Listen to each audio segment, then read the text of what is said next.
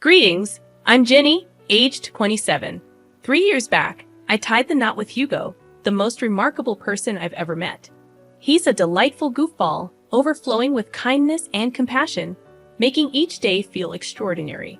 Regrettably, the same sentiment doesn't extend to his mother, Maria, also known as my mother-in-law.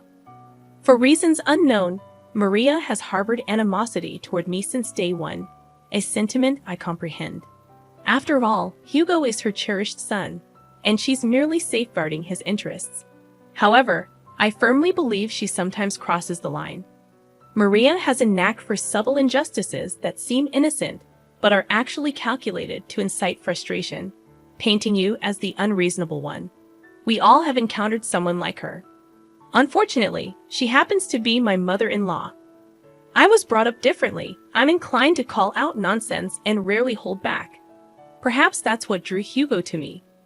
Our contrasting personalities attracting each other, as they say. Having studied psychology, I can discern Maria's ill intentions. Our dominant personalities clash, which likely led to her first words to me. "Jenny, don't you think it's time to stop eating so much?" The table fell silent, stunned. Mortification painted my face pale as Hugo Kyle, my father-in-law, and Maria's son, reacted. Hugo, though embarrassed, admonished his mother. "Mom, that's terrible to say. Jenny can eat as she pleases." Maria backpedaled, claiming concern for my well-being, citing old photos where I appeared better. Despite my embarrassment morphing into irritation, I kept calm, not wanting to cause a scene during our initial meeting. I graciously accepted her unsolicited advice. As time passed, such incidents increased in frequency and intensity. Despite bonding with everyone, Maria remained the sole dissenter, her disdain unfounded. Even Hugo's childhood friend, Jack, embraced me. Yet Maria persisted, even on my wedding day, behaving like a bridezilla, trying to undermine me.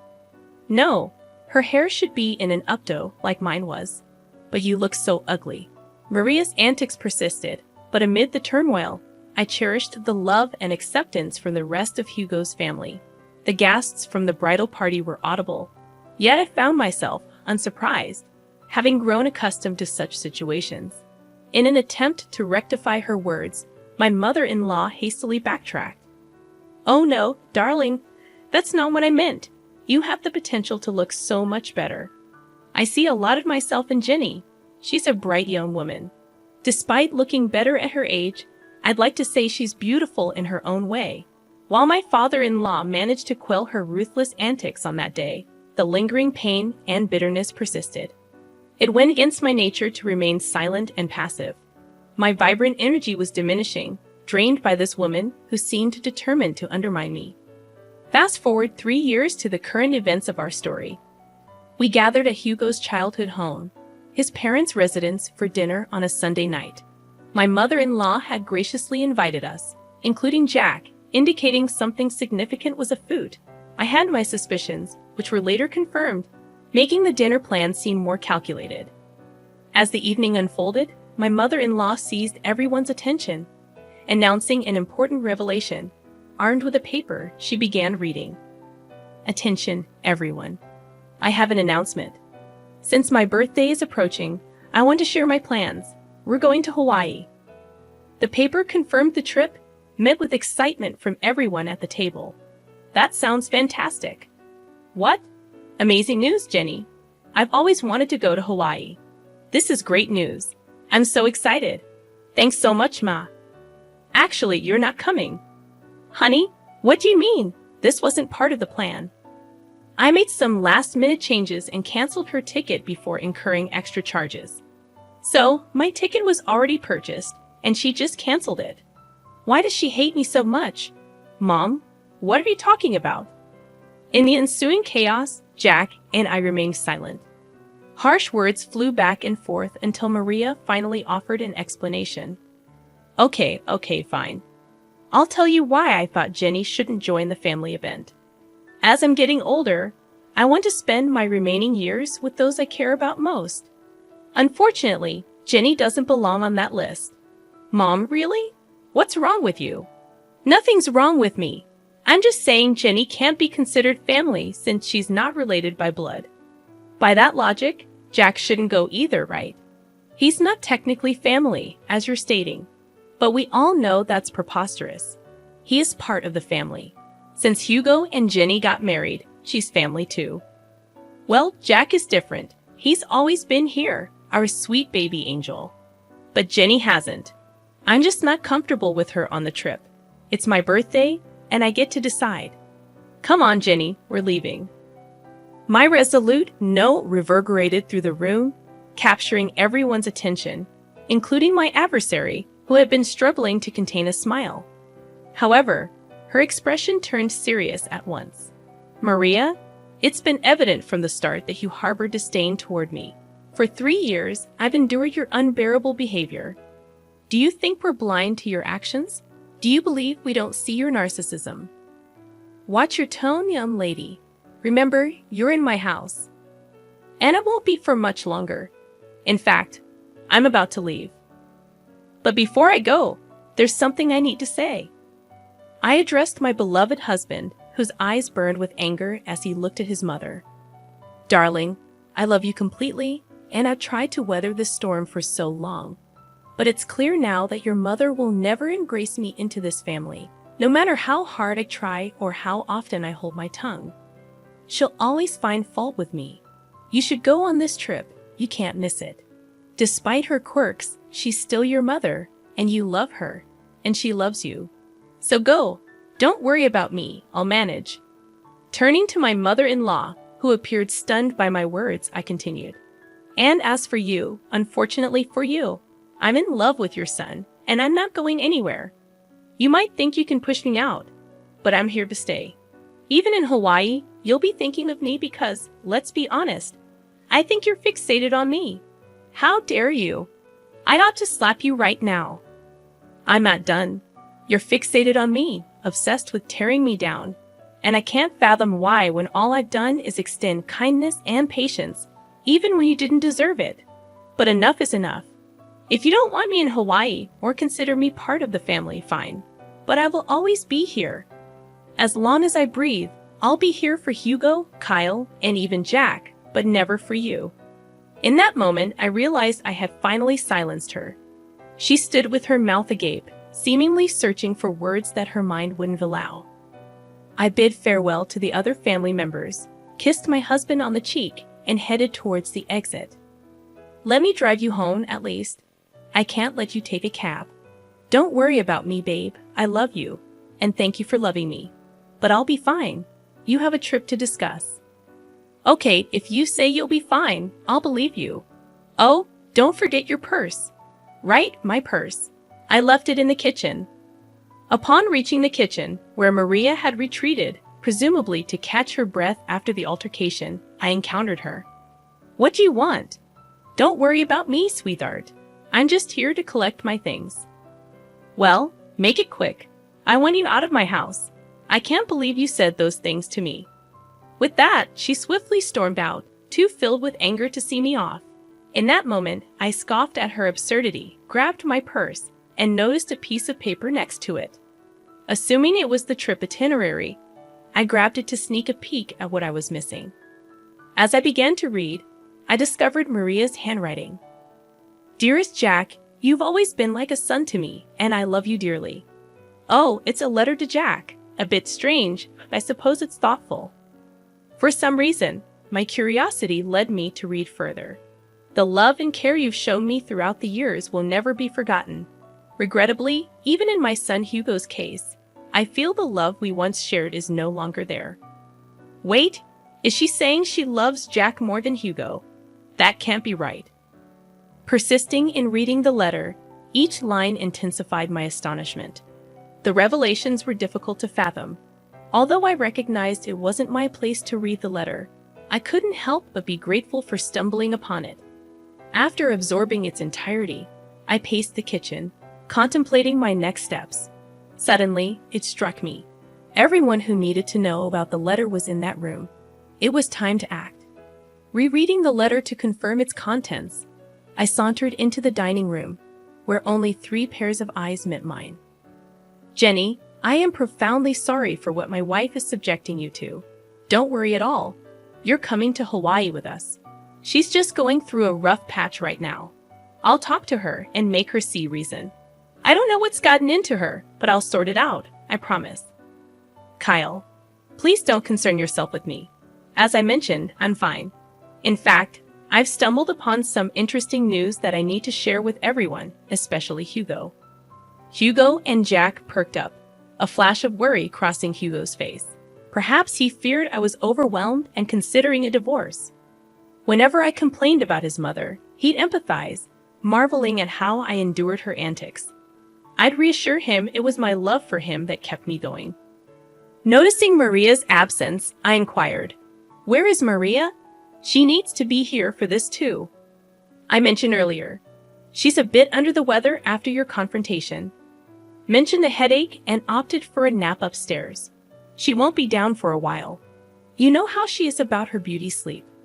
Familiar with Maria's peculiar habits that often inconvenienced others, I sighed in frustration. This is crucial. She has to be here. It's okay, Jenny. You can share with us, and we'll fill her in when she wakes up. Contemplating the information I possessed, I hesitated. I wanted to witness her embarrassment. I think you should go ahead and tell us, sweetie.